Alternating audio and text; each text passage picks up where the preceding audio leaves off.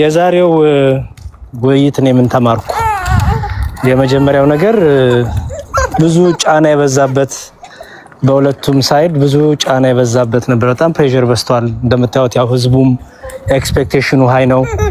በጣም ብሶ የነበረው ያ በራሱ የሚፈጥረው ሜንታሊ ጫና አለ እና ያን ሁሉ ጫና ተቋቁሞ ራሱ እንትን ማለት በተለይ እፎይ 2 ሰዓት ከምናምን ጠብቆ ሳይበላ ሳይጠጣ በዛ ሁሉ ድካም ውስጥ ማንም ሰው እንደዚህ አይታገስም። ባይዘው በዲቤት ታሪክ 2 ሰዓት ተኩል 2 ሰዓት ከምናምን ቁጭ ተብሎ ማንም አይጠበቅም እና ያን ሁሉ አድርጎ በጣም ክሬዲት ሊሰጠው ይገባል። መጨረሻም ራሱ ደክሞ ተወጥቶ ስልኩም ዘግቶበት ማረፍ ሲገባው ተመልሶ ገብቶ ደግሞ በዛ ሁሉ ጫና ውስጥ ይሄን ዲቤት ማድረግ በጣም አሪፍ ነገር ነው። ይሄንን በጣም ማመስገን አለብን። ዋጋ እየከፈለ ስለሆነ ማለት ነው። ቀላል አይደለም። በጣም ሜቢ እኛ ልናረገው ራሱ አንችልም በእያንዳንዳችን ቢመጣ። ሌላው ግን ምንድነው የተማርኩት ነገር ዛሬ ብትሉኝ ነቢያቱ የሰበኩት አምላክ በእስልምናው እንግዲህ ከኔ በተሻለ ታውቃላችሁ እናንተ። በእስልምናው አላህ ነው ባት አለኝ ያለው ተናጋሪው አላህ ነው አይደለ? እንደሚነግሩን ቁርአኑንም የተናገረው የአላህ ቃል ነው። ስለዚህ ባት አለኝ ቢል እጅ አለኝ ቢል ከደጃል ጋር የተገናኘ ቢነገር ሰዋባዎችን ቢሰሙ መሐመድ አለ ቢሉ መጨረሻ ላይ ሄዶ ማነው ተናጋሪው ነው የሚሆነው? ራሱ አላህ። ወደ መጽሐፍ ቅዱስ ስንመጣ ግን አባቶቻችን ነቢያቱ ኋላም ሐዋርያቱ እግዚአብሔርን በተረዱበት መልኩ የእግዚአብሔርን ኃይል የእግዚአብሔርን ሰሚነት የእግዚአብሔርን ሁላችንም እንደ እናት እንደሚጠብቀን እንደ አባት እንደሚንከባከበን ከክፉ ነገር እንደሚጠብቀን በምሳሌ በሜታፎር ያስቀምጡታል። ትልቁ ልዩነት አሁን ይሄ ነው። አላህ መዳፌ፣ ወገቤ፣ እጆቼ፣ ባቴ ብሎ ራሱ ይናገራል። እንግዲህ በነ ዋሃቢያና በአህባሾች አንደኛው ምሳሌ ይሆናል፣ አንደኛው ምሳሌ አይደለም። ለአላህ ጥራት ይገባው ምሳሌ የሚባል ነገር የለም ይላል። አንደኛው ደግሞ ነው ምሳሌ ነው ይላል። ዛሬ ያየነው ነገር ምንድነው? ያህዌ የነቢያቱ ሲናገሩ በምሳሌ ለምሳሌ ሙሴ ሲጽፍልን 5ቱን ኦሪት መጽሐፍት የእግዚአብሔርን በገነት ተመላለሰ ሲል እግዚአብሔር እንደ አላህ ከቅርቢቱ ሰማይ በሆነ ሰዓት ወርዶ ምናምን ለማለት ነው አይደለም። እግዚአብሔር በገነት ድምጹን አሰማ ሲል አዳምን ምን ያህል ይወደው ይፈልገው እንደነበረ ለማሳየት በምሳሌ መልክ እግዚአብሔርን በገነት ማለት ተመላለሰ ተብሎ ጻፈ ማለት ነው። ተመላለሰ ሲባል ልክ አላህ ከሰማይ እየወረደ እንደ ጸብሎት ለመስዋዕት እንደሚመላለሰው አይደለም። ምክንያቱም ይወርዳል ነው፣ ወደ ቅርቢቱ ሰማይ ይወርዳል ነው የሚለው። ይሄንን ኡስታዙም ማምኗል። እግዚአብሔር ግን ወረደ ሲባል የገነቡትን ያንን ግንብ ያን የጥፋት ግንብ ለማየት ወረደ ሲባል እየተራመደ ወረደ ማለትም አይደለም። ወረደ ሲባል ማለት ሊመለከታቸው እግዚአብሔር ሊቀጣቸውም ሆነ ሊባርካቸው ሄደ፣ ወረደ፣ መጣ ይባላል እና የእግዚአብሔርን ፈሪያጅነት የእግዚአብሔርን ጠባቂነት የእግዚአብሔርን ደግሞ ተቆጭነትም የእግዚአብሔርን ደግሞ ርህራሄን ለማስረዳት በሜታፎር በተለያየ መልኩ ይቀመጣል ማለት ነው። ወደ እስልምናው ሲመጣ ግን ባት ነው፣ አለቀ።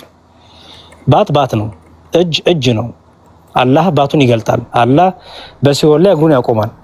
በሲኦል ላይ እግሩን ከቶ ነው የሲኦልን መምላት የሚያውቀው።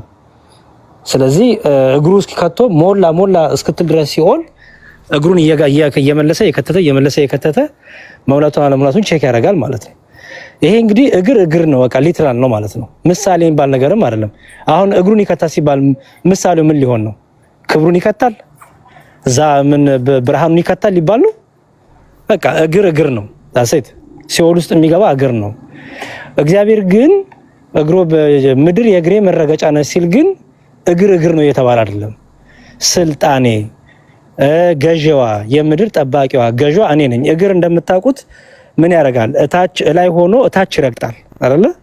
ስለዚህ ለምሳሌ እዚህ ራእይ ላይ ወደ እግሮቹ ጫማ እንዲሰግዱ አደርጋለሁ ሲል እንዲያከብሩ፣ እንዲገዙልህ፣ እንዲፈሩ አደርጋለሁ ማለት ነው። እግዚአብሔር ምድር የእግሬ መረገጫ ናት ሲል እኔ በማን ትመስሉ?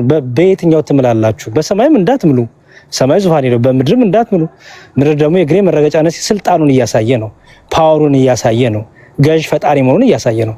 አላህ ግን እግሩን በሲኦል መካከል ሲያቆም ግን ገዥነትን እያሳየ ነው ስልጣን እያሳየ ነው አይደለም፣ የሲኦል መሙላትን ለማወቅ ነው። ስለዚህ በመጽሐፍ ቅዱሳችን አባቶቻችን የእግዚአብሔርን ኃያልነቱን ገናንነቱን አጣባቂነቱን ለማሳየት ለምሳሌ እግዚአብሔር ባልሽ ነው ይላል። እግዚአብሔር ባልሽ ነው ማለት ኡስታዙ እንደፈታው አይደለም። እግዚአብሔር ባልሽ ነው ሲል ጠባቂሽ ነው፣ እረኛሽ ነው። ባል ይጠብቃልና ቤቱን፣ ንብረቱን፣ ሚስቱ፣ ልጆቹን ይጠብቃልና እግዚአብሔር ደግሞ እኛ ሙሽሮቹ ነን፣ እኛ ልጆቹ ነን። አባታችን እኮ እንለዋለን እኮ አባታችን ነው። ለምንድን ነው? እርሱ ጠባቂያችን ስለሆነ ነው። ኦኬ። ስለዚህ እግዚአብሔር ጠባቂ ነው ስንል ምን ተባለ ማለት ነው? እግዚአብሔር ባልሽ ነው ምን ማለት ነው? እርሱም ጠባቂሽ ነው የተባለ ነው። ጠባቂሽ ነው፣ ከክፉ ነገር የሚጠብቅሽ፣ አጥር ጋሻው ነው የሚጠብቅሽ ማለት ነው። በምሳሌ የተቀመጠ ነው ይሄ። ወደ አላህ መጥቶ ግን አላህ ሚስትና ልጅ ምንድነው ልጅ እንዲኖረው ሚስት ያስፈልገዋል ሲባል ግን ምሳሌ አይደለም ይሄ።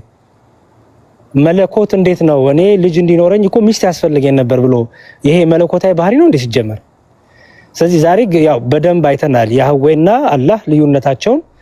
በተለይ በምሳሌ የተነገረውን ነገር አንዴ ኡስታዙሱ ወደ የአላህን ወደ እግዚአብሔር እያመጣ በጣም ሲቀያየጥበት ሲደበላለቅበትን ታዝበናል። የኔ ትዝብት ነው።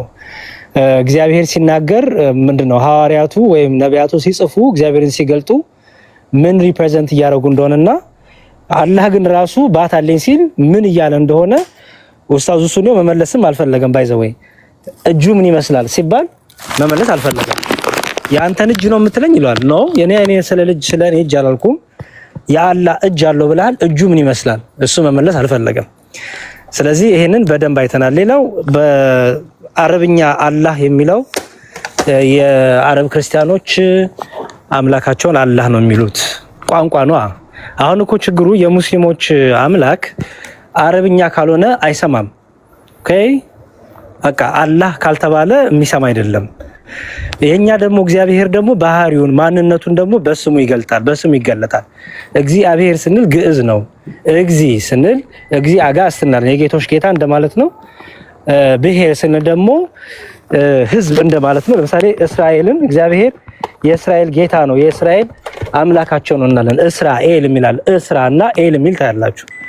ስለዚህ እልፍ ህዝብ የሆነ የእግዚአብሔር ህዝብ መሆኑን ለማሳየት እስራኤል ይባላልና እግዚአብሔር ስንልም ይሄን የያዘ ነው። ይሄን አሁን ምን እያልን ነው? ከኤርፖርት ይሄ ሰማይ አልፍም አለ ወንድማችን ሁሱ። ይሄ በጣም አስቂኝ ነው። እግዚአብሔር የሚለው ራሱ ካለ መረዳት ነው። ኦኬ ሶ እግዚአብሔር በእኛ ኢትዮጵያን በቋንቋ ላይ የተገነባ አምላክ የለንም። ሁላችንም እግዚአብሔር በገለጠልን ቋንቋ ልክ ሐዋርያት ሥራ ላይ ምዕራፍ 2 ላይ በልዩ ልዩ ልሳኖች የእግዚአብሔርን ስራ መሰከሩላቸው እንደሚል በልዩ ልዩ ቋንቋ በየቋንቋቸው የእግዚአብሔርን ስም ነግሯቸዋል። በየቋንቋቸው አስተውሉ። የአረብ ሰዎች ነበሩ ይላል። የዛ ጊዜ ከአይሁድም ነበሩ፣ ለበዓል የመጡ ከዓለም ሁሉ የተሰባሰቡ ነበሩ። እነዛ ሁሉ የእግዚአብሔርን ስም በምንድን ነው ሰሙ የሚለው? በየቋንቋቸው ነው የሚለው። ወንጌልን በየቋንቋቸው ተሰበከላቸው። ስለዚህ ቋንቋ ላይ የተደገፈ ቋንቋ ላይ የተለጠፈ አምላክ የለንም እኛ። የሆነ ቋንቋ ብቻ የሚሰማ አምላክ የለንም። ይልቁንም ልዩ ልዩ ቋንቋን እየገለጸ በየቋንቋው የሚመሰገን የሚመለክ የሚከበር አምላክ አለን እና እግዚአብሔር የሚለው የአረብ ክርስቲያኖች አላህ ነው የሚሉት አለ። ኦፍ ኮርስ ቋንቋ ነው፣ አረቦች ናቸው። መቼም ግዕዝ እንዲናገሩ ኤክስፔክት አናደርግም። ግን አረቦች አላህ የአረብ ክርስቲያኖች አላህ ሲሉና የሙስሊም አማኞች አላህ ሲሉ ግን አይደለም። ኦኬ የአረብ ክርስቲያኖች አላህ ሲሉ እግዚአብሔር እያሉ ነው፣ ፈጣሪ እያሉ ነው። በአንድነት በሶስትነት ያሉ ስላሴን እየተናገሩ ነው።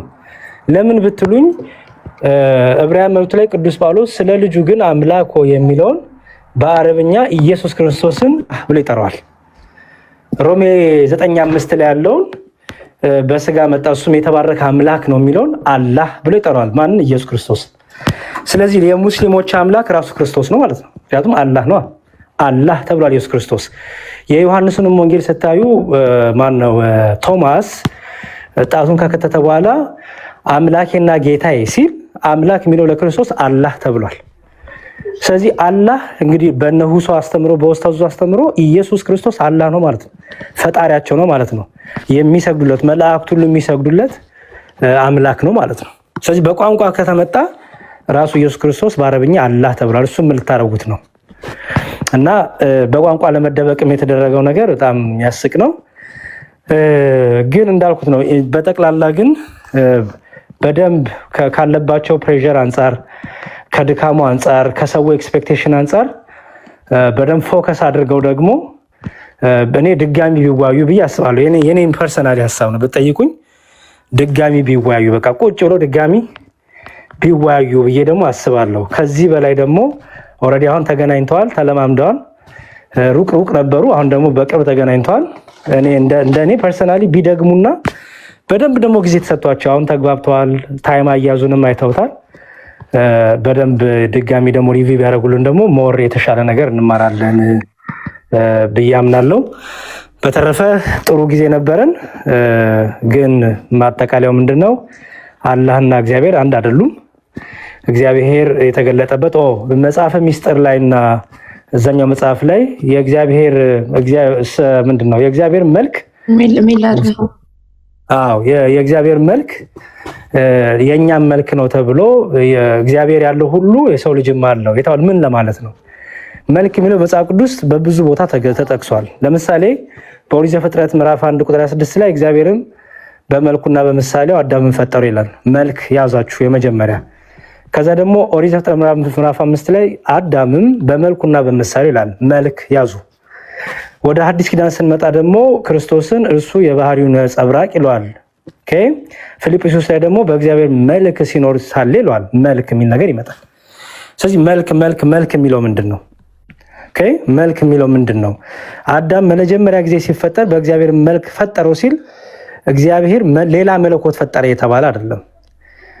የእግዚአብሔር መልኩ ለአዳም ሲነገር ምን ማለት ነው? ገዢ የሆነ እግዚአብሔር በባህሪው ገዢ ነው። እግዚአብሔር በባህሪው ቅዱስ ነው። ምክንያቱም አዳምና ሔዋንን ከፈጠራቸው በኋላ ምንድን ያላቸው? ግዟት ነው የተባሉት። እግዚአብሔር ፈጥሮ ያዘጋጀውን ምድር ምንድነው ተባሉት? ግዙ።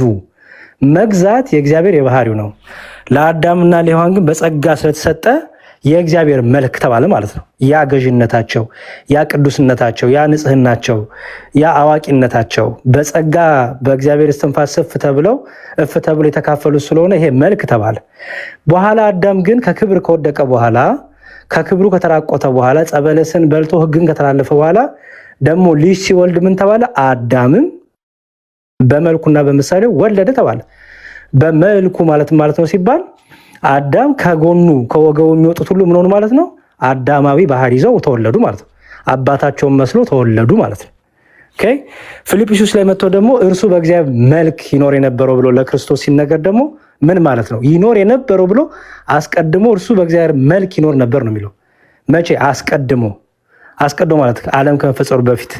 ስለዚህ ይሄ ደግሞ ያሳይታል ከአብ ጋር በትክክል በሆነ በቅድስና ስልጣን፣ አምላክነት፣ መለኮት ባህሪ አንድ ሆኖ ትክክል ሆኖ እኩል ሆኖ ይኖር የነበረው በስጋ ተገለጠ ነው።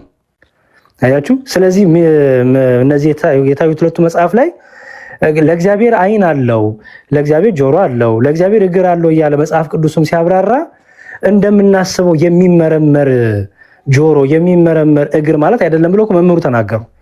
የሚመረመር አይደለም ማለት ነው ፊዚካል ነው እያልን አይደለም እያሉ ነው። ኦኬ። ለምሳሌ እኔና እናንተ አካል ይመረመራል ፊዚካል ስለሆነ ኦኬ፣ እንመረምረዋለን፣ እንደርስበታለን። በሳይንሱ ይመረመራል፣ በአናቶሚ ይመረመራል፣ በብዙ ነገር ይጠናል።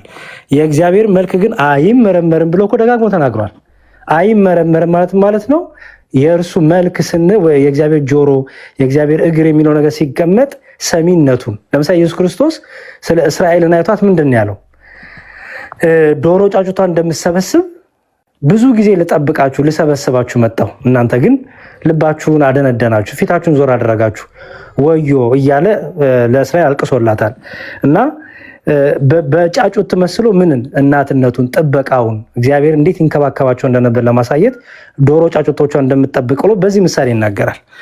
ስለዚህ የእግዚአብሔር ጆሮ ሲባል ሰሚነቱን፣ የእግዚአብሔር ዓይን ሲባል እርሱ በሁሉ የሚመለከት ወደ ላይም ብንወጣ ወደ ጥልቁም ብንወርድ በሲኦልም ቢሆን በገነትም ቢሆን በሁሉ የሞላ በሁሉ ባለስልጣን የሆነ ወደ ሲኦል የሚያወርድ እሱ ስለሆነ በሞትና በሕይወት ላይ ስልጣን ያለው እሱ ስለሆነ ጌታ እንደዚህ ነው ያለው። ምን አለ?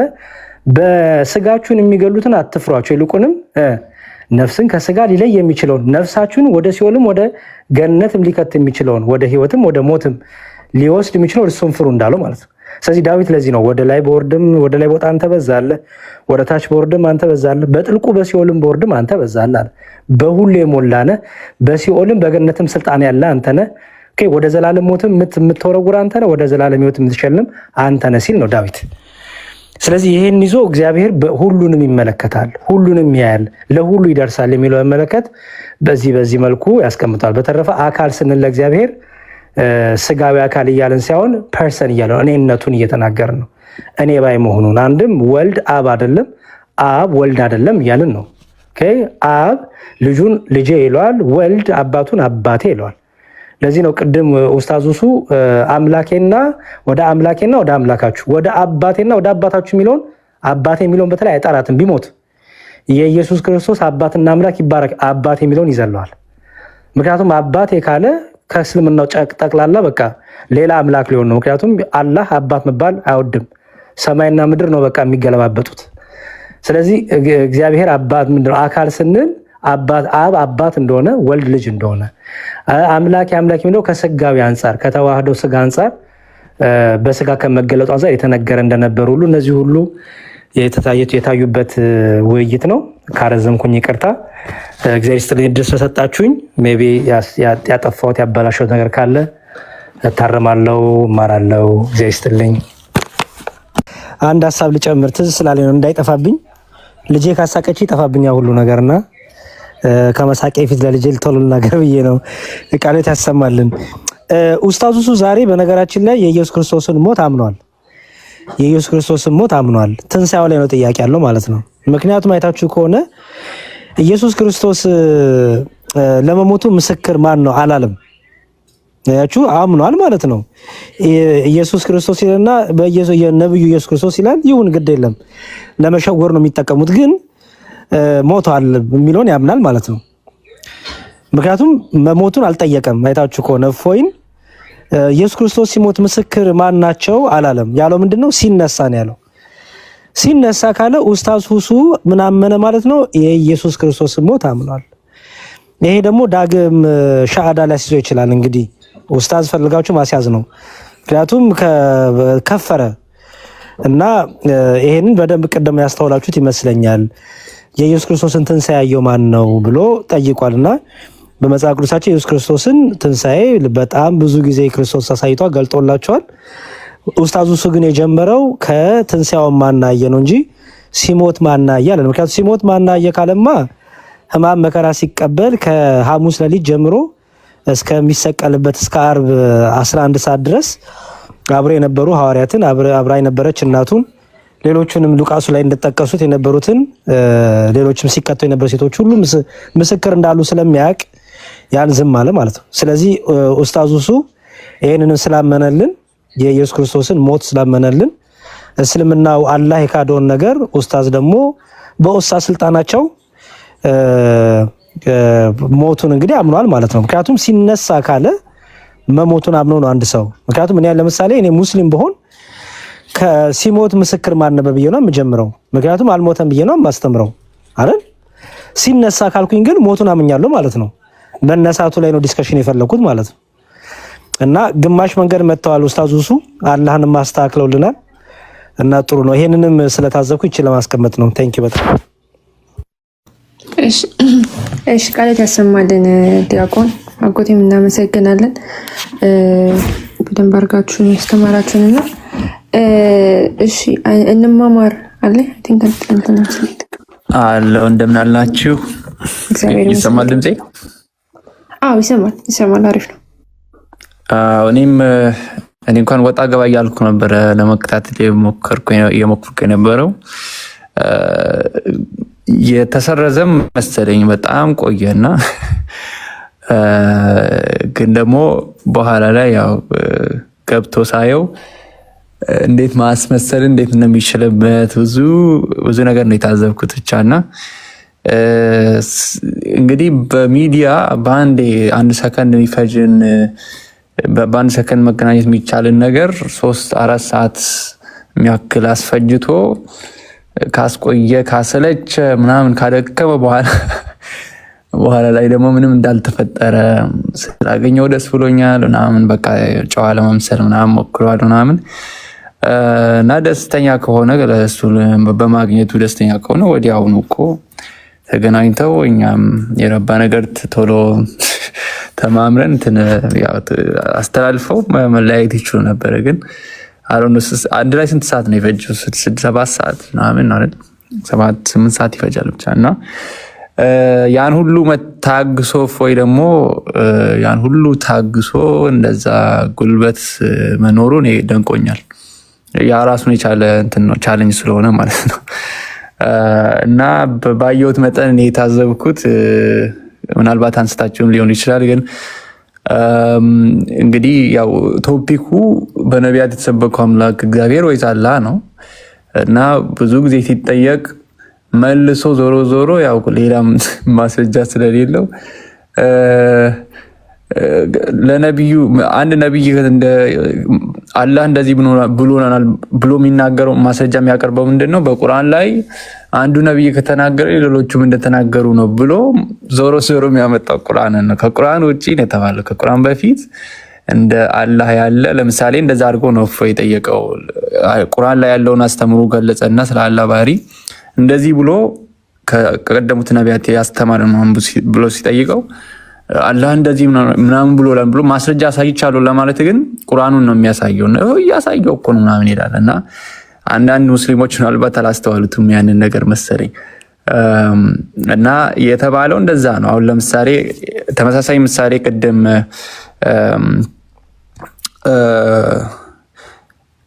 ሶሪ ሳሚ ብለው ችግር የለው ማለት ነው። ሳሚ ጠቅሶታል ምሳሌውን። በማን ነበረ እነዚህ ስማቸው ጠፋኝ አሁን። ብቻ እኔ ፍቅር ሲዝምን ነው የምጠቀመው። ዋቄ ፈታን ምሳሌ አድርጎ ተጠቅሙታል። እኔ ፍቅር ሲዝምን ነው የምጠቀመው። እና ፍቅር ሲዝምን ለምሳሌ ከፍቅር ሲዝም ውጪ እንደ ፍቅር ሲዝም ያለ የሆነ እንደዚህ አይነት ያስተማሪ አምጣ ምናምን ተብሎ ቢጠየቅ ፍቅር ሲዝም ላይ አምላካችን እንደዚህ ምናምን ብሎ ማስረጃ እንደማምጣት ነው ዞሮ ማለት ነው። አሜን። ያው መደጋገም ነው የሚሆነው፣ ግን ብዙ እንደዚህ አይነት ነገሮችን አይቼበታለሁ። ሙሉን ደግሞ ከእንደገና ሪኮርድ ተደርጎ ይሆናል ብዬ አስባለሁ። ሙሉን እከታተላለሁ አምልጦኝ ስለነበረ በተወሰነ መልኩ እና ብቻ ጥሩ ነበር። ምናልባት ወደፊት እንዳሳብ ብዙ ሰበብ እየተደረገ ስለነበር ምናልባት አወያይ ያስፈልጋል ብዬ አስባለሁ። የሆነ ገለልተኛ የሆነ ሰው ምላሽ እንዲሰጡ፣ ሁለቱም ያው ምላሽ ብሎ የሚያስቡት እንዲሰጡ፣ ሰዓት ያዘብኝ አልያዘብኝ እንትን እንዳይሉ ምናልባት እንደዚህ ነገሮች ሞር እየተለመዱ ሲመጡ ምናልባት ሰከንም እያሉ ይመጡና ሞር ሪላይዝ እያደረጉ ይመጣሉ ብዬ አስባለሁ። እንትኖች ሙስሊሞችም ረጋ እያሉ ይመጣሉ እያስባለሁ በዚህ ላይ እና ጥሩ ነው። በጣም እንኳንም ብቻ ይሄን ብዙ ቢያለፋም ቢያደክምም ቢያስጠብቅም ያን ሁሉ ቢያስጠብቅም እንኳንም ተሳካ። ግን ያው ጥሩ ነበረ እና ቀጥሉ። ሌላ ሀሳብ ትዝ ሲለኝ ደግሞ እንትን እንቀጥላለን በኋላ ላይ። አመሰግናለሁ ስለነበረኝ እድል። እሺ እናመሰግናለን። እንማማር ሌሎቻችሁ አላችሁ? አይ ቲንክ ዲዴባ አተንቱ ወልድ መሰለኝ። ለማንኛውም ዋናው ነገር ምንድነው? ኦኬ ቀጥልንማ። ኦላ አቋርጥሽ ፈልጌያለሁ። ኦኬ ያው ለማየት የፈለኩት ትንሽ ምናልባት ሀሳቤን ተረሳስቼ ስለሆነ ነው። እና ቅድም ፍቅር ሲዝም አነሳውና ብዙም ያልኩበት አልመሰለኝም። ለማየት የፈለኩት ምንድነው የተፈለገው ባህሪውን በተመለከተ ነው ብላችሁታል ብዙ ጊዜ። ይሄ በስም መመሳሰል ፍቅር ሲዝም ራሱ ሌላው አልጨመርኩበት ጉዳይ ምንድነው? ፍቅር ሲዝም ራሱ እግዚአብሔር የሚለውን ቃል ይጠቀማል፣ መንፈስ ቅዱስ የሚልም ይጠቀማል፣ ማብራራት ባይችልም ማለት ነው። መሐመድም ምናምን ብሎ ኦፍኮርስ እሱንም ይጨምራል። ግን ምንድነው ቃሉን መጠቀሙ እናንተም እንዳላችሁት ቃሉን መጠቀሙ ወይ ስሙን መጠቀሙ አንድ አያደርገውም። እና ባህሪውን አባትነቱን ለምሳሌ አባት ብለው ሰብኳል ቀደምት ነቢያቶች። የቱ ጋ ነው መሐመድ ያንን አስተምሮ የደገፈው ወይም ያንን በዛ መልኩ የሰበከው ምናምን ለሚለው መልስ የለም። እና እንደዚህ አይነት ጥያቄዎች ላይ ምንም መልስ አልነበረም። ይቅርታ አሁንም ሀሳቤ ተበታትኖብኝ ነበረና ቀጥይ፣ ግን ማቋረጥ አልነበረብኝም። ሶሪ። ኖ አይ ኦኬ ኦኬ። ሀሳብን ካልጨረስክ መቀጠል ትችላለህ። እሺ ለማንኛውም ኦቨርኦል በዲቤቱ ጉዳይ ላይ ዋናው ነገር ምንድን ነው?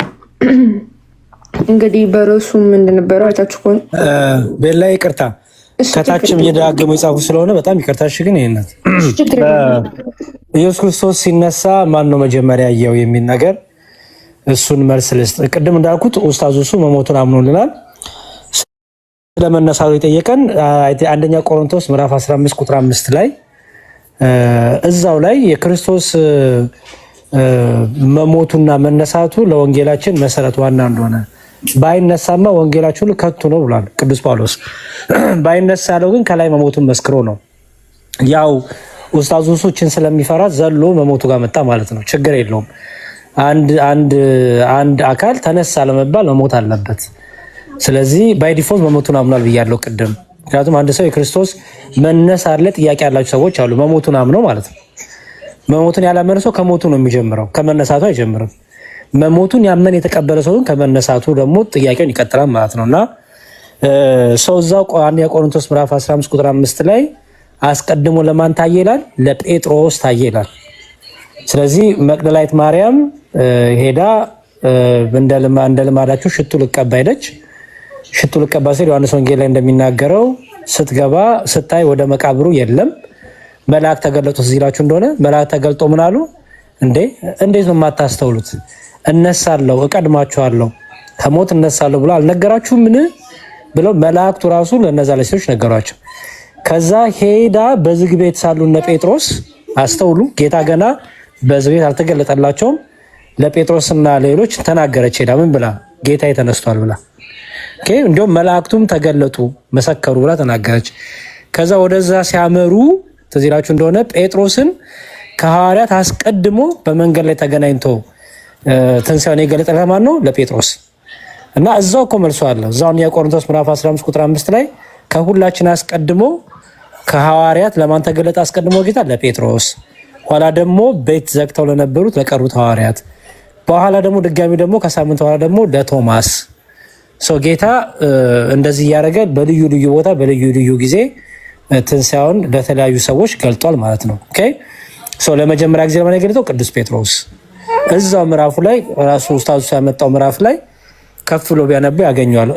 እፎይም ያን እየመለሰለት ኡስታዝን ቆርጠው ስላመጡት ሰው እንዳይ ስላልፈለጉ ያው እንደምታዩት በቃ ይቅር ወደሚል ነገር መጡ ማለት ነው ኡስታዝ። እና ቅዱስ ጴጥሮስ ከሐዋርያት ምስክሩን የመጀመሪያው ከ36ቱ ቅዱሳት አንስት ደግሞ መግደላዊት ማርያም እና ሌሎች ሴቶች ምስክር ናቸው። ኋላ ደግሞ ክርስቶስ አምላካችን ለሐዋርያቱ፣ ኋላ ደግሞ ለቶማስ እያለ ደግሞ እርገቱን ገልጠዋል ማለት ነው። እና እችን ለመናገር ብዬ ነው። ቤላ ኤግዛይስት ነኝ። አሚን አሚን። ችግር የለም ዲያቆን፣ እንኳን ሄድክበት። ሀቢብ ያለ አንድ ሰው አስገቢኝ እያሉ ነው እና እስቲ እሺ ላስገባ። ሀቢብ ያለ ኦኬ። ቦታ መልቀቅ ካስፈልገን ይሄንም እንትን ማለት ይቻለሽ፣ በኋላ መለሳለሁ። ኦኬ ሻይ እንትን እነሱ ቆይቷል ከገቡና ለዛ ነው። እሺ ቤቲ ከታች ላኪና ግን ሳይቲን ፕራይቬት ስለሆነ አካውንትሽ ማስገባት አልቻልኩም። ምን ኦኬ እሺ ገብተሻል። እሷ እስክትገባ ድረስ ቃል ታሰማልን በድጋሚ ዲያቆን እናመሰግናለን። ዋናው ነገር ምንድን ነው? በነቢያት የተሰበከው አምላክ እግዚአብሔር ወይስ አላህ ነው የሚለው ነቢያቶች ልክ አሁን ሙስሊሞች የሚሉትን አምላክ ሰብከዋል ወይ ነው። ምክንያቱም ወይም ሲያመጣ የነበረው ነገር ከተመለከታችሁ ኦኬ ከምሽቱ 1/3 ወደ ቀሪቱ እንደሚወል እጅ ያለው ባት ያለው የቂያማ ቀን ባቱን የሚገልጥ ኦኬ ጀሃነም ላይ እግሩን የሚጭን እንደዚህ አይነት አምላክ ሰብከዋል ወይ ነቢያቶች? ሙሴም የተለያዩ ነቢያቶች ይህንን አምላክ ነው ወይ ሰበኩት ነው በቃ ዋናው ጥያቄ ማለት ነው። የለም። ስለዚህ ኡስታዛቸው ይህን ነገር ፕሩቭ ማድረግ አልቻለም ማለት ነው። አይችልም። ከደም ይሄ ሁሉ ከመቼ ጀምሮ የመጣ ነው? እንግዲህ ነቢያት ካለፉ ሐዋርያት ካለፉ ከ600 ዓመት በኋላ የመጣ የመሐመድ ውጤት ስለሆነ ማለት ነው። ቤቲ እሺ ገብተሻል እህታችን አለሽ? እንዴት አደራችሁ ነው የሚባለው? ሳንተኛ ነጋ። እሺ አዎ እንዴት ነሽ? እግዚአብሔር ይመስገን። እኔ መጀመሪያ መዝሙር ያሬድን ከሱ ጋር ላይቭ መግባት የኔ የሆነ ፍላጎት አለ። መግባት የምትፈልጊው ሰው አለ? አሁን ጥያቄ ጠይቀሽው መመለስ። እኔ ለጥያቄ ነው የመጣሁት ከላይቭ በኋላ እና ስላገኘሁ ደስ ብሎኛል። እና እድል ብትሰጠኝና ብጠይቅህ ደስ ይለኛል። መጀመሪያ ፍቃድህ ልጠይቅ። እሺ ችግር የለውም። ከቶፒካችን እንትን እንዳንል ወይ ሰመሪውን እንጨርስና ቤል ላይ ከጨረስን ጥያቄውን እንቀበላት፣ ካልጨረስን ግን ብትንትን እንዳይል ምንድነው ውይይቱ ላይ ሪፍሌክሽን እየሰጠን ስለሆነ ሪፍሌክሽኑ ይለቅና ከዛ በኋላ እኔም አሉ ወንድሞቻችንም አሉ እንልክልሻለን። ኦኬ እሺ። ስለሰው ስለነበረው ነገር እናውራ ነው አሁን ማለት ነው። ኦኬ አልገባኝም። ጥያቄ ነው ያለሽ ወይስ ስለ ውይይቱ ሪፍሌክሽን ለመስጠት ነው? አሁን ውይይቱ አንደኛ ነገር እኔ የተጠየቁ ጥያቄዎች ነበሩና በሱ ጉዳይ ነበር መጠየቅ የፈለኩት። ሰው በኋላ ጠይቃለሁ፣ ችግር የለውም። መጀመሪያ የነበረውን ነገር ሪፍሌክት እናድርግ፣ እንደ እንማማር ነው የኔም ሐሳብ። ምክንያቱም እፎይ ቤት ጋር ከሁለት ተኩል አስይዤ እስካሁን ነው ቁጭ ያልኩት። ስንጠብቀው አንደኛ ነገር እኔ የገባኝና የተማርኩት አንድ ነገር ቢኖር እፎይ ያ ልጅ አይመጥ ነው ማለት ከእፎይ ጋር መረዳዳት የሚችል ሰው አልነበረም ልጁ። እኔ አላውቀውም፣ ባየሁት ግን ሂኬንት ማለት የሙስሊም ኢቭን ማውራት አልቻለም። ተዘጋጅቶ አሁን ጥያቄ ለራሱ ተሰጥቶት መዝሙረ ዳዊት 139 ያለው አንስቶ ነበር፣ 109 ያለው ምናምን አንስቶ ነበርና ቲፒክሊ የተዘጋጀ ነገር ነው የተሰጠው። ዘኦሪት ፍጥረት አንስቶ ነበር ጌታ ምናምን የሚለው የግብፁን ማንሳት ጀምሮ ነበር ምናምንና ልጁ አንደኛ ነገር ሆን ብሎ እፎይን አታክ ለማድረግ እንጂ ሃይማኖቱ ሪፍሌክት ማድረግ አልነበረም። ቤት ይሰማሻል? ይቅርታ። እሺ ምን ችግር የለው ቤት ችግር የለው። መታለ ትምህርቱ ላይ እናተኩርና የኡስታዙ እሱ መዘጋጀት አለመዘጋጀት እሱ ከራሱ ወንድሞች ጋር ዲስከስ የሚያደርገው ነው። እሱ ሳይሆን አሁን እኛ የፈለግነው የተነሱ ትምህርቶች ላይ ሪፍሌክሽን የተሰጠ ነው። ትምህርቱ ላይ ብቻ ፎከስ አድርጊና አሁን ይሄ ላይ አሁን ቤላ ቤት ከመጣች ስንት ደቂቃ ሆነሽ? መጀመሪያ መጥቼ ነበር ቤላ፣ አንተ አልነበርክም ከአንድ ሰዓት በፊት። ከዛ የሆኑ ሙስሊሞች ኢንቫይት አድርገውኝ እዛ ጋር ገብቼ ነበር። እኔ ጠየቅኩሽ እዚህ ቤላ ቤት ከመጣች ነው። ምክንያቱም ቤላ ቤት የተነሱ ትምህርቶች ኡስታዙ እሱም ያነሳቸው እንማማር ብቻ ነው እንማማርና አንተ እያወራህ ብቻ ነው የሰማሁት። ከዛ ደግሞ እኔ የፈለኩት ደግሞ አንተን መጠየቅ ነው ነበር። እሺ ቤት ይኸውልሽ አዳምጪኝና ጠቅላላ እዛ ላይ የተነሳውን ነገር ወንድማችን ሳሚም ቢንዬም ብሩኬም መምህር ብን ሐኪም ምንም እዛ ላይ የተነሱትን ነገሮች ብዙ ከቨር አድርገናል። ኡስታዙ እሱም ያነሳቸውን የተመለሰው ማነው እፎይም የመለሳቸውን እየደገምን እንትን ብለናልና ሜቢ አምልጦሽ ከሆነ አዶ ነው ሰውም እንዳይሰላች አንድ አይነት ነገር ሲመለስበት ሜቢ አመለጠሽ ሐሳብ ካለ አዶ ነው። እንዴት እንደ ቤላ ምን ይመስልሻል? ጥያቄዎቿን ታቀርብና አንድ ጥያቄ ነው ያለኝ እኮ ያንን ጥያቄ ጠይቄ መውጣት ብቻ ነው የምፈልገው። እሱም አንተ ስላለህ ነው መጠየቅ የፈለኩት። እሺ አጠይቂ እኮ አልኩ። እሺ ጠይቂ በቃ። I don't think የተገባና I don't think so ዲያቆ የተግባባን ተባባላችሁ። ኦኬ እሺ ጠይቂ። አሁን የኔ ጥያቄ ትንሽ ናት። አሁን ኡስታሱ ምን አንስቶ ነበር ስለ ነብዩ ሙሴ አብርሃም አላህ ምናምን ብሎ የጠየቀው ጥያቄ ነበር። አላህ ሚል ተጽፏል ምናምን ሚል ነበር በግብፃውያን በአቡነ ተክለ ሃይማኖት ነው መሰለኝ። የአቡነ ተክለ ሃይማኖትን መጽሐፍ ገልጦ አላህ እመኑ የሚለውን ሐሳብ አንስቶ ነበርና የኛ የቋንቋ ልዩነት የሚያመጣው ሪፍሌክሽን አለ ወይ? አሁን የሚቀየር ነገር አለ? አሁን ያ ልጅ ያወራው እኛ መጽሐፍ ቅዱስ ምንድነው የሚባለው ገልጬ እያነበብኩኝ ነበር እና በአላህ ተተክቷል እግዚአብሔር የሚለውን በግብፃውያን ላይ አሁን ይሄ ምንድነው ይገባኝ ላይ? እሺ መልካም። ቅድም ለዛ ነበር አየሽ ነበርሽ ብዬ ጠየኩሽ። ለዛ ነው ምክንያቱም ይሄንኑ መልስ ቅድም እኔው ራሴ መልሼ ነበር፣ ግን ችግር የለውም ድጋሚ ልመልስ። ምን መሰለሽ እህት አለም ለምሳሌ ኦኬ ቆይ አሳይሽ መጀመሪያ የተክለ ሃይማኖት መጽሐፍ ላይ ሳይሆን saint takla.org የሚባል ዌብሳይት አለ። የኮፕቲክ ኦርቶዶክስ ዌብሳይት አለ። የግብጽ ቤተክርስቲያን የቅዱስ ተክለ ሃይማኖት ቤተክርስቲያን ማለት ነው። እና እዛ ላይ የአረብኛ ተናጋሪ ስለሆኑ አረብኛ ሌሰኖች፣ አረብኛ ትምህርቶች አላቸው ፖስት ያደርጋሉ። እና አረብኛ መጽሐፍ ቅዱስም ፖስት ይደረጋል። የክርስቲያኖች አረብኛ መጽሐፍ ቅዱስ ማለት ነው። ኦኬ ዌብሳይቱን ላሳይሽ ያው ለውቀትም ስለሚጠቅም በሌላ ጊዜ አይቻለሁ። አይዞህ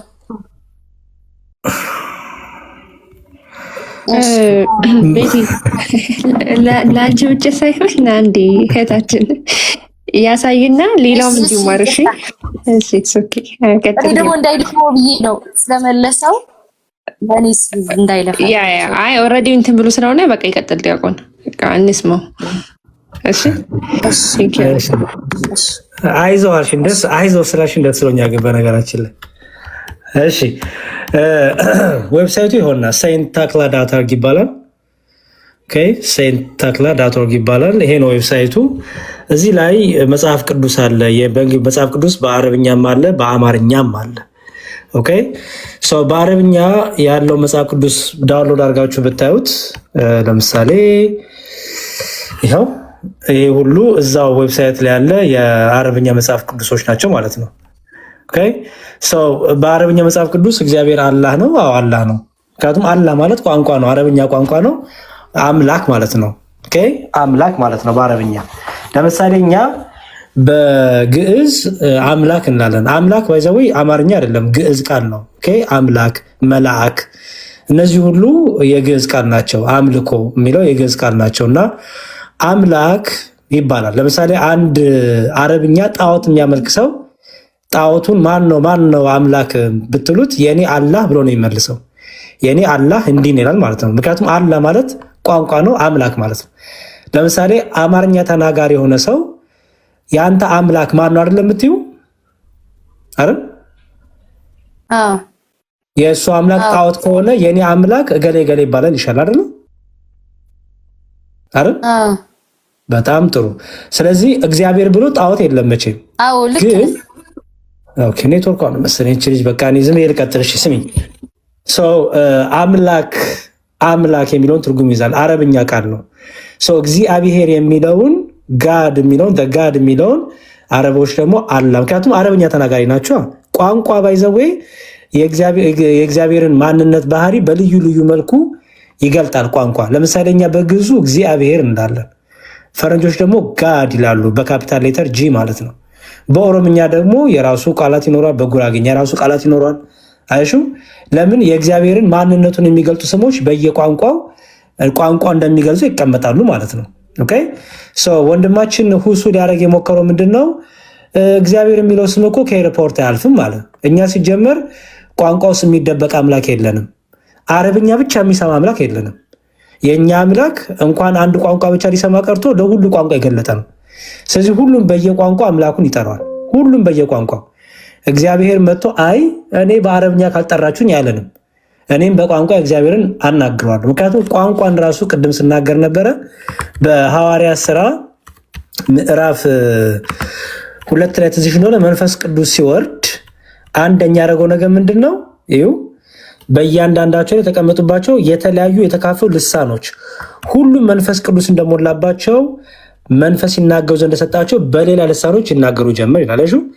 ስለዚህ ሐዋርያቱ እንኳን በሌላ በነሱ ቋንቋ ባልሆነ ግን ተናጋሪና ተወላጅ ባለው ሰሚ ባለው በሌላ አገር ቋንቋ እግዚአብሔርን ሰብከዋል፣ ክርስቶስን ሰብከዋል።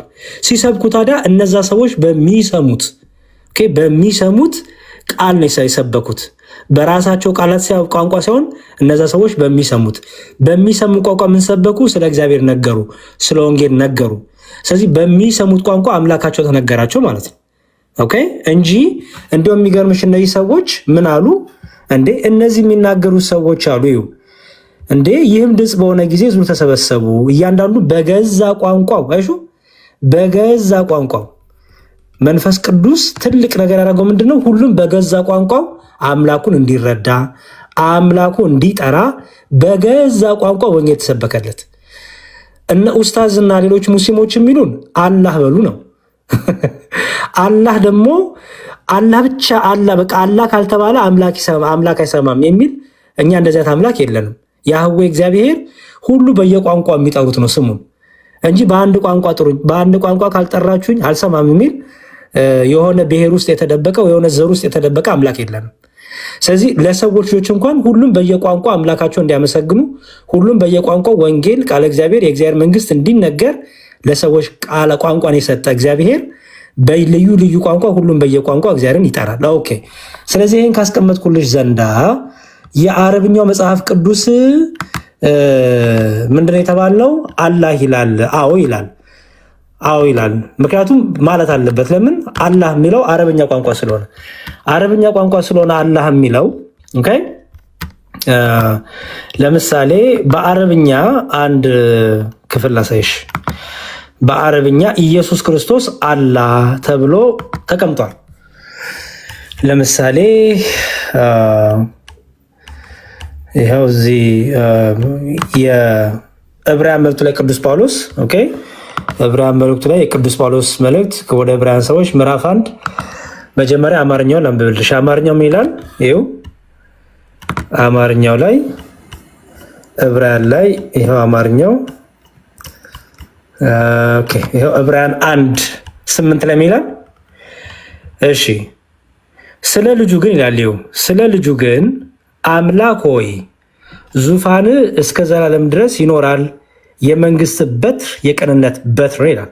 ስለማ ስለ ልጁ ግን ማን ብሎ ይጠራዋል? ልጁን ወይም ኢየሱስ ክርስቶስ ማን ተብሎ ይጠራል? አምላክ ሆይ። እቺ ቃል አሁን በአማርኛ አምላክ ሆይ ተብላ ለክርስቶስ የተነገረችው አረብኛው መጽሐፍ ቅዱስ ላይ ብትመጪ ይኸውና አረብኛው መጽሐፍ ቅዱስ ይኸው ኦኬ፣ ለክርስቶስ የተነገረውን ቃል ይኸው እዚህ ጋር but unto the son he said the throne oh God። ይሄንን አረብኛው መጽሐፍ ቅዱስ ለክርስቶስ አላህ ብሎ ክርስቶስን ጠርቶታል። ኦኬ፣ ክርስቶስ ራሱ አላህ ተብሎ ተጠርቷል።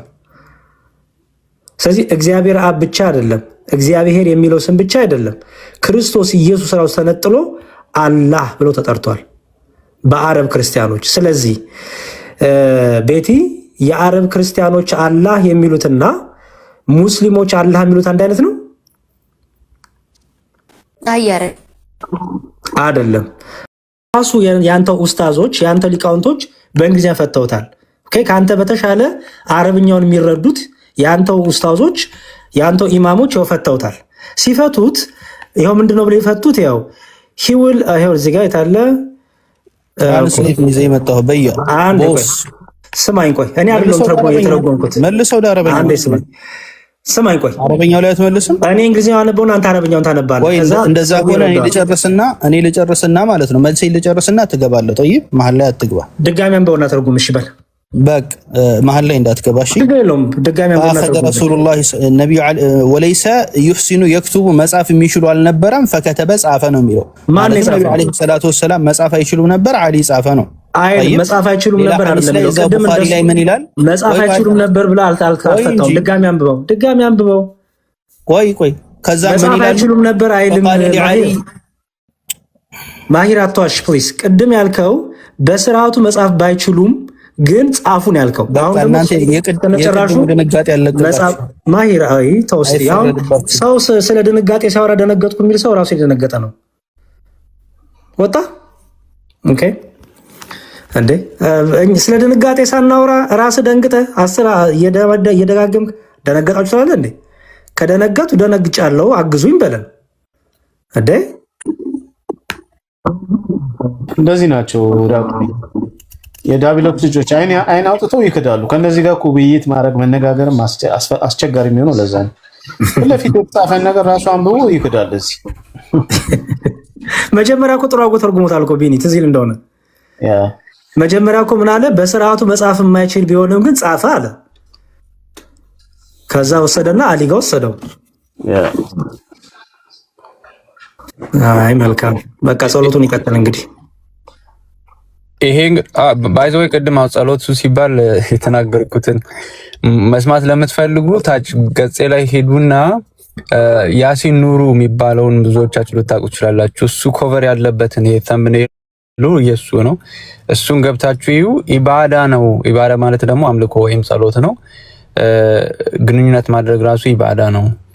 በደንብ አድርገህ አርክተህ ምናምን ብሎ በጣም ሲያብራራ ታያላችሁ። ኢባዳ ማድረግ ነው ይሄ ራሱ ምናምን ብሎ እና ሌሊቱ ሙሉ እናደርጋለን ስንል ምናልባት እሱን እያሰበ ይሆናል እሱና ቅድም ዲያቆን ለሚጠይቁ ጥያቄ መልስ ያጣው ለዛም ሊሆን ይችላል ብዬ ነው። ሰው በዛው ምችል ጠቁም ብዬ ነው። እና እዚህ ጋር በጣም የሚገርም እንትን ነው፣ ግልጽ የሆነ ማስረጃ ነው ዲያቆን ያቀረበው።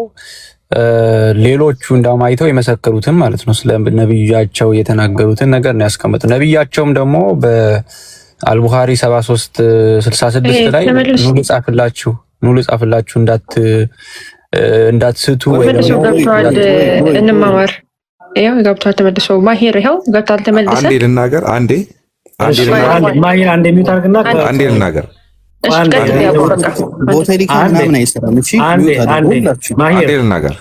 ማሂር አንዴ ቆይ እሺ፣ ማሂር አንዴ ሚውት አድርግና የገባውን እንቀበለው። ማን ነው የሚለው? ሬዋን ነው የሚለው። እሺ እኔ እኮ ድል ልንሰጥክ ነው። መዝሙር ያሬድ። ኧረ አንዴ ቆይ ስማኝ። ሙስሊም ነህ? አዎ ነኝ። አዎ እሺ አሁን ለጠየቁት ጥያቄ መልስ ልትመልስልኝ ነው? አዎ አዎ። በጣም ጥሩ። እንግሊዝኛ ታነባለህ ወይስ አረብኛ? ይኸውልህ ማሂርን ስታፋጥጡት አረብኛ ምናምን የምትሉት ማለት እንግሊዝኛው ትርጉም በቂ ነው። ሂ ዲድ ናት ራይት እኮ ይላል። አታነብም? እሺ አንብብልኝና። እንግሊዝኛ ታነባለህ አንተ? እንዳለ የደንቆሮ ስብስብ ናችሁ ማለት አረብኛ የምትሉት ማለት ትክክል ነው። ማሂር የተረጎመው ማለት ማሂር ይግባ፣ ተመልሶ ይግባ። ቆይ እንግሊዝኛ ነባ መሰለኝ ወንድማችን ማሂር አንድ ሚውት አድርግ። ማሂር አንድ ሚውት አድርግ። ቆይ አንድ ሚውት አድርግ። ተመልሰና ሬዋን ነው ማን ነው ወንድማችን? ና ሬዋን ተመልሰና ግባ ይሳ ደቢስፋ ሆኖ እስቲ መጨረሻ ቃሌን እንደው ነብይ ይቅርና ኖርማል ሰው ሲሞት የኑዛዜ ቃሌን ላስፈር መጻፊያ ሰጡኝ ካለ ሰው ተሯሩጦ እንደውም ባይዜ ታውቃላችሁ መቼም በካህናት ደግሞ እንደውም ስክሪፕቶና ወረቀት ይዘው ነው የሚዞሩት።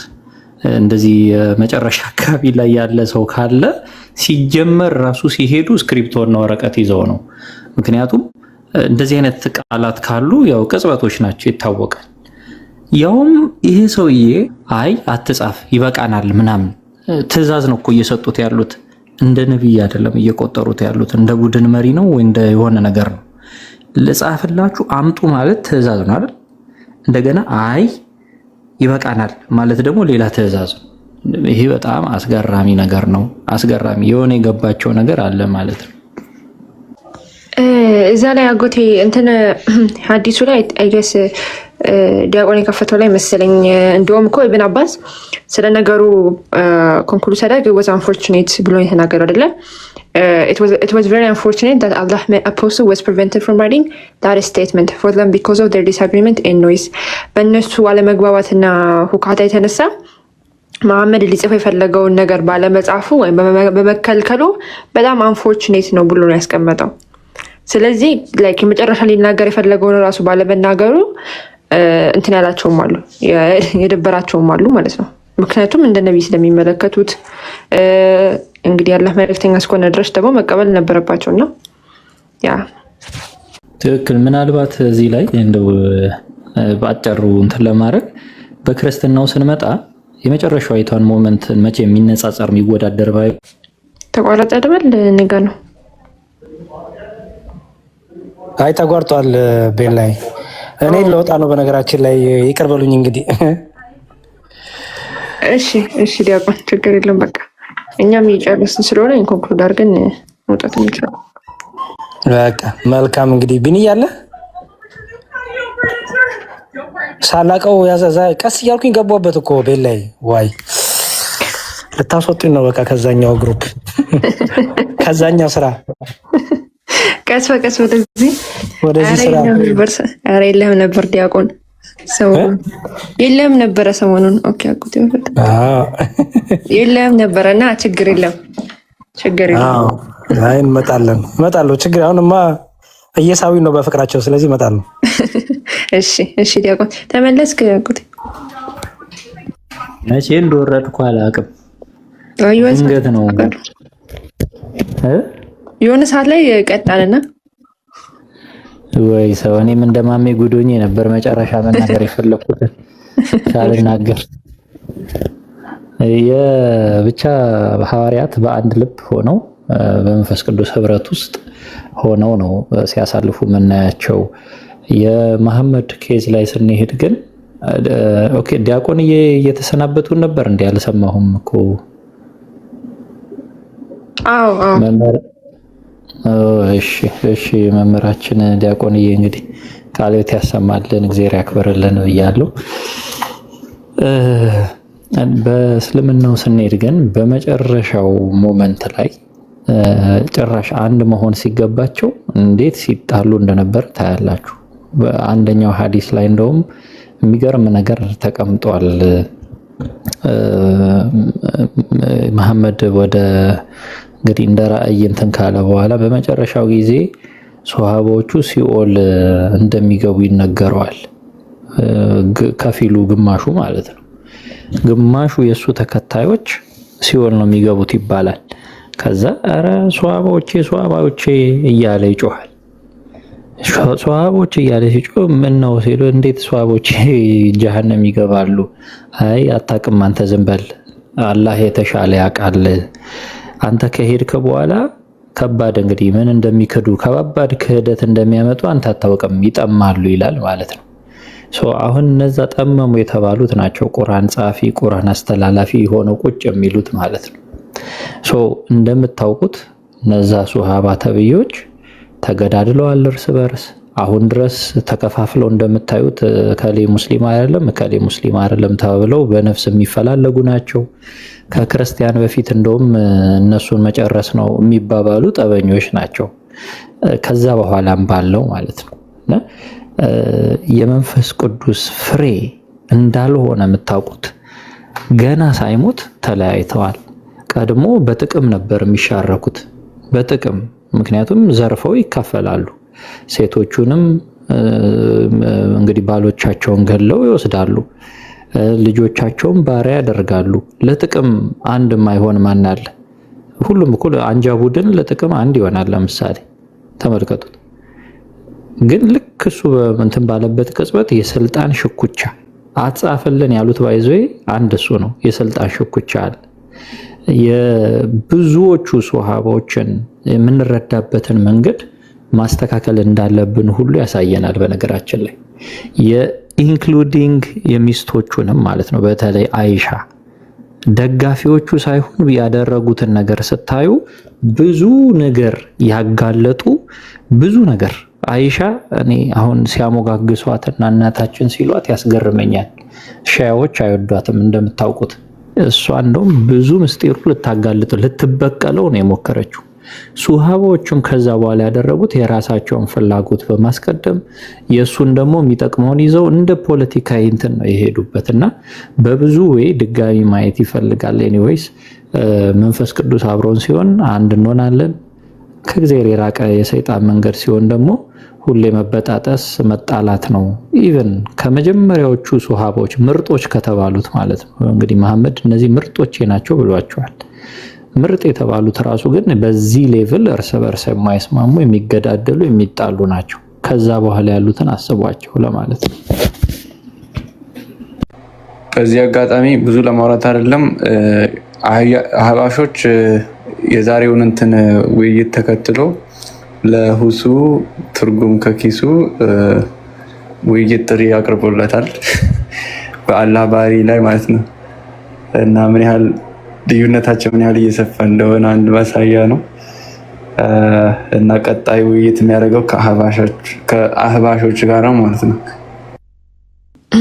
አይ አህባሾችም ምን ሲናገሩ ነበረ? ዛሬ ሁሱ ያስተማረው አስተምህሮ እነሱ እንደማይወክላቸው ተናግረዋል። እነሱ ሳይሆን ትክክለኛው የእስልምና አስተምህሮም እንደማይወክላቸው ሲናገሩ ነበረና አናቅም ማን ወክሎ የተናገረ እንደሆነ እኛ ማናውቀውን አምላክ ነው ሲሉ ነበርና ዊች ሚንስ ቴክኒክሊ እንግዲህ መሐመድ የትኛውን አምላክ እንደሰበከ አይታወቅም።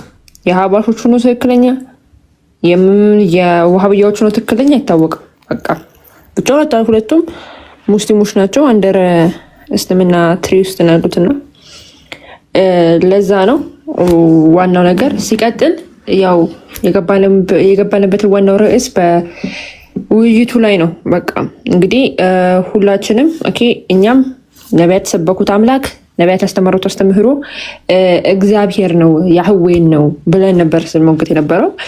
ያው ሙስሊሞች ደግሞ አላህ ነው ብለዋል። ነገር ግን ትሬስ ባክ ሲደረግ ከመሐመድ በፊት የማይታወቅ መሆኑን በቃ መሐመድ ይዞት የመጣው አስተምህሮ አንድም ነቢያት በዘመናቸው አስተምሮት የማያውቁት ነው።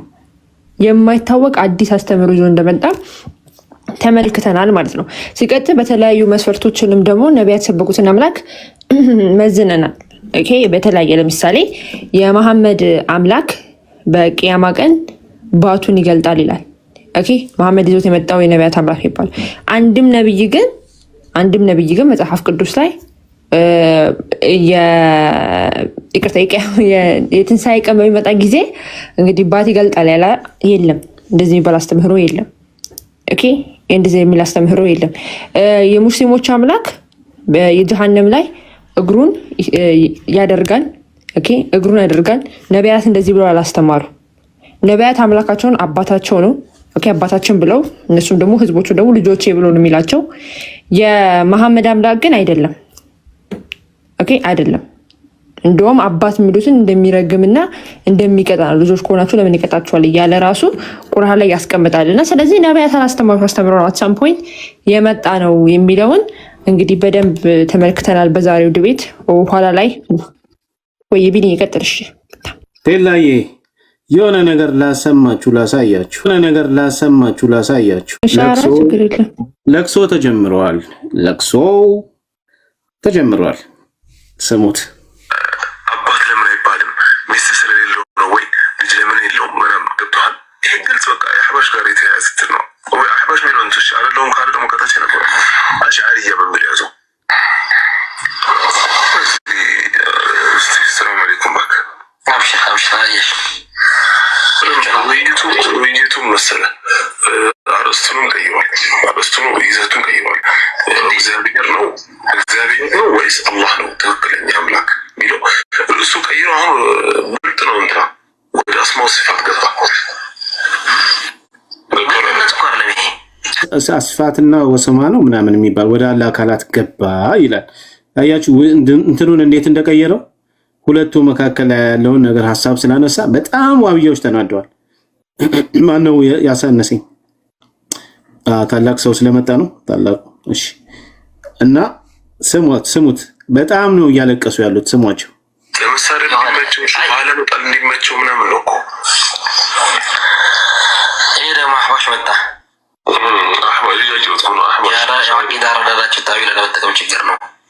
ከእናንተ ይባሳል እንዴ? እናንተ ችግሩ እኮ እንደዚህ ምን ማለት አምላክና አላህን አምላክና አባትህን አይመስል ለማለት የምታደርገው ጥረት እኮ ነው። እናትና እናቴን አይመስል ለማለት የምታደርገው ጥረት ነው። ከእናንተ ይከፋል እንዴ? እንዴት ነው አምላክ ሲባል አእምሮ ላይ እናት የምትመጣበት የእናት ምስል ይመጣበት? አባታ ሶርኝ እናንተ እንትን እኮ ነው። እኛ አድቫንቴጅ መውሰድ እንችል ነበረ። ሶስት አይደሉ? ክርስቲያን፣ ኦርቶዶክስ፣ ማነው ጴንጤ፣ ኦርቶዶክስ እና ሙስሊም ይደረግና ጴንጤው መሀል ቆሞ ያው እነሱም ለነዘን የሚያደርግ ግን የሚሳደብ ሲሆን የሚት እያደረግ በሱ ቤት ገብተው እየተሳደብኩ ነው አቁም ምናምን እየተባለ የሆነ እንጂ እርስ በርስ እኮ ውስጥ እኮ የሚያስጠላ ነው። የሚት መደራረግ አትችልም። ግብአት ምናምን አይደለም። ቢንት አሊ ሁሴንን አልተናገርም እየተባለ ያለው አድቫንቴጅ እየተወሰደበት ነው የተባለው እንጂ በዚህ ላይ ሁሴንን አልተናገርም። በዚህ ሰዓት ላይ አንድ ሰው እንደ ክርስቲያኖች መጥፎ ሰው በምድር ላይ የለም። እንደ ክርስቲያኖች መጥፎ ሰው የለም ይላሉ። ዘጋው ነው በቃ በደህና ሆነ። ሰላም አለይኩም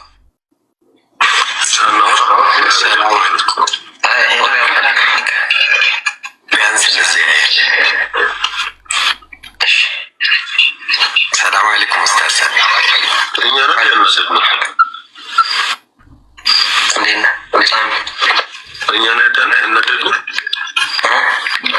እኛ ያናደድኩ አደም ኢብኑ ሰኒ ያናደደ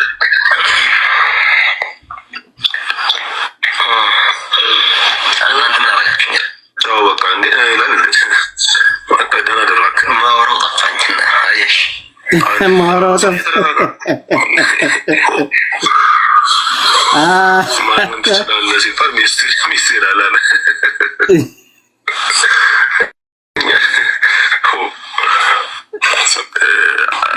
አባት ለምን ይባል? ያ እንግዲህ ውጤቱን ሳይውል ሳያድር ውጤቱን እያየ ነው። ታላቁዬ እንኳን ደህና መጣ። ስንጥቁ ላይ ነው ያስገባው። እፎይ ስንጥቁ ላይ ነው እንትኑን ያስገባው። ምንድነው ሽብልቁን ቀጥል። ሰላም ብያለሁ። እንዴት ዋላችሁ? ውጭ ያላችሁ እዚህ ያላችሁ ደግሞ እንዴት አደራችሁ? እኔ ማታ እስከ 4 ሰዓት ከምናምን ጠበኩኝና ፍላይት ስለነበረኝ በጣም ደካክሜ ነበረ። ቃተኛኝ አልቻልኩም። ለካ መጥቷል። እኔ ደግሞ 5000 ብር አስይዤ ነበረ እሱ አይመጣም ብዬ ማለት ነው። ጀለስ ለካ መጥቷል። ውይይቱ ለካ ተካሂዷል። አሁን ስገባለህ እንዳለ ሁሱ የኛ ጀግነኛ አንበሳ ምናምን የሚል ቪዲዮ በውስጥ አንዳንድ ማተልኳል። ስለቀረነው እንዲህ ብዬ ስከፍተው መጥቷል። እንዴ ይሄ ነገር ቡራቅ መገለጥ ጀመረች እንዴ ብዬ ውይይቱን ስላላየሁት ምንም አስተያየት መስጠት አልችልም። ግን ከተናገሩት አንዳንድ ቪዲዮዎች እያየሁ ነበር አሁን ስነሳ ጠዋትና፣ አንደኛ እኔ ሁሱን ማመስገን እፈልጋለሁ። በጣም አድንቀዋለሁ። ማለት ድፍረት በጣም ይፈልጋል። ያለ መማር ድፍረት ማለት ነው። ያልተማረ ሰው ሁልጊዜም ቢሆን ደፋር ነው። ምን ውስጥ እየገባ እንደሆነ ሪያላይዝ ስለማያደርገው በጣም ይደፍራል። በቃ ጉዳዩ አይደለም። ሰው 7ኛው ክፍለ ዘመን የተፈጠረን ጣዖት ይዞ መጥቶ ከሕያው እግዚአብሔር ጋር አንድ ነው ብሎ ሲመጣ ማለት በጣም ድፍረት ይፈልጋል። ይሄንን ሐሳብ ይዞ ለመምጣት ሲቀጥል እኔ ቢኒ መጀመሪያ ላይ ገርሞ የነበረው ነገር ምንድነው እና ምን ያክል ሰዎቹ ነብያቸውን እንደማያምኑበት እንግሊዘኛ ስለማይችል አይወያይም እሱ ተባለ አይደለ? እንግሊዘኛ ምክንያቱም 6ኛ ክፍል ላይ ነው ያቋረጡት ብሏል ጀለስ። ስለዚህ 6ኛ ክፍል ላይ ያቋረጠ ሰው ቢያንስ እስከ 6 ተምሯል። በቃ ይሶይ ከነብዩ ይሻላል። ቢያንስ እስከ 6 ተምሮ ፊደል ለይቶ ማንበብ ችሏል። አረብኛም ይሁን ምንም ከነብዩ ይሻላል።